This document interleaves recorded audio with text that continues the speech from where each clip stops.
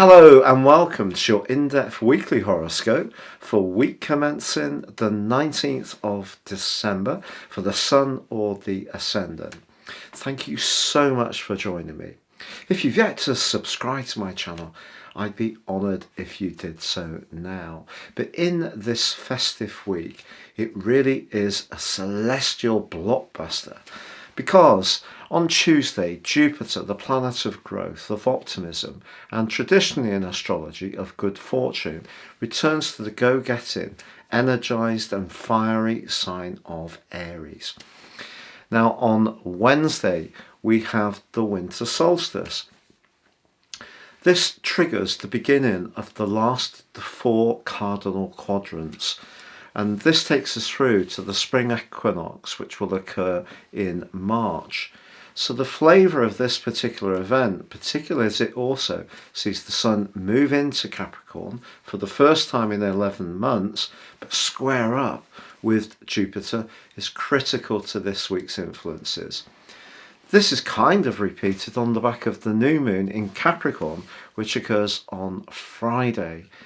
But we also have Venus forging a really sparkling angle to both Uranus and the North Node. So there can be some surprise developments that could thrill some of us this week. And on Christmas Day itself, the Sun in the sign of Capricorn makes way for the moon moving into Aquarius, which in turn forges a lovely sextile to Jupiter, and that really can create some extra bonhomie. So please stay with me for each of your zodiac signs, but if you would like to understand what year will hold for you as an individual, please give me 3 pieces of personal birth data, of time, date and place of birth, and I can produce your forecast for next year. Plus in my special package you will get a PDF of your Chinese, your Vedic and also Western tropical zodiac forecast, as well as 30% off. You can get your life roadmap, your character analysis. Please see the link beneath this video for more.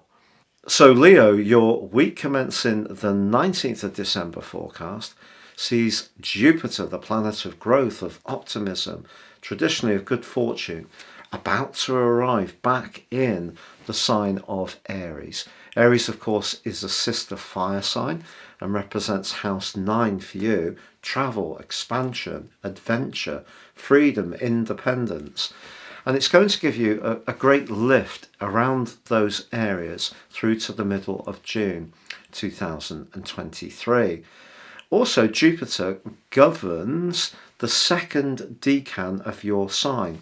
Each zodiac sign divided by 30 degrees, the first 10 degrees governed by the Sun, the second 10 degrees governed by Jupiter, and the third 10 degrees governed by Mars and Aries. So with Jupiter moving back into Aries, it left on the 28th of October in its retrograde. This is a real opportunity for you to really feel very, very upbeat and on the front foot. But there is a little bit of a catch, because on Wednesday the Sun arrives in the sign of Capricorn, joining up with Mercury, Venus and Pluto. Now Pluto has been really pushing you since 2008 to change your approach to your life structure, your responsibilities, your obligations, to be more mindful of the needs of others. But I think it's got to the point where there needs to be a kind of alignment, so that whilst all those things are very laudable and being virtuous is very good, you also need to be mindful of your needs. So Jupiter's pushing you to be more freedom orientated, just as the Sun arrives to ask you to be more mindful of your obligations and responsibilities to others. So in other words, we've got a conflict. This 6th-9th conflict suggests that you could be tempted into almost biting off more than you can chew, of promising to do more than you can realistically deliver, or even if you can deliver it, you end up feeling a bit resentful. So it's very important over the next 3 months, in the quarter from the middle of this week through to the time of the vernal equinox and the Sun arrives in Aries, that you realise that it's key to juggle where you feel you do want to do your best for others, but you also need to have some free moments to express yourself. Too much of one or the other isn't necessarily great, so it's finding a little bit of flexibility and juggle in order to do that. But certainly if you are playing Mine Host over the festivities, you're going to want it to run like a well-oiled operation. And the reason for that is the sixth house is very Virgoan. So your attention to detail, your appreciation of how other people may need different needs met in different ways. Certain relative likes a hard chair, another one doesn't want to eat any dairy, and so forth and so on. All these details will really be something you can deal with quite easily. But if you can just break out and let somebody else take a little bit of the strain, then do so. And part of this is because Uranus and the North Node are in the part of your situation to do with rebellion when it comes to your wider role and in terms of your bigger goals and sometimes your expectations that others, sometimes the expectations other people have about you in terms of your work. So there may even at this late point in the year be some kind of opportunity that manifests itself very quickly and very unexpectedly. Maybe you're going to be introduced to someone through a friend of a friend or a relative, and they say, well, actually, what I'm really looking for, and that could be an opportunity for you, both financially and professionally. But of course, Venus can be about relationships too. But the sixth house is not really the sexiest part of Venus's cycle. Of course, the earthiness of Capricorn's rather nice. So I think Venus here is asking us to be very aware of what we give to the people we're close to. Are we making a contribution or are we just relying upon them a bit too much? So if you are someone who's very much the caregiver in your unit, I think if there's somebody who's leaning on you a bit too much, the influence of Jupiter and Uranus can push you to say, well, actually, no, that's really good of you to offer to wash up, even if they haven't, and stand firm with that. The sixth house can be very, very good, but it's also the sector of physicality. And if you're pushing yourself too hard, it's not good. Now, by Friday, we have the new moon.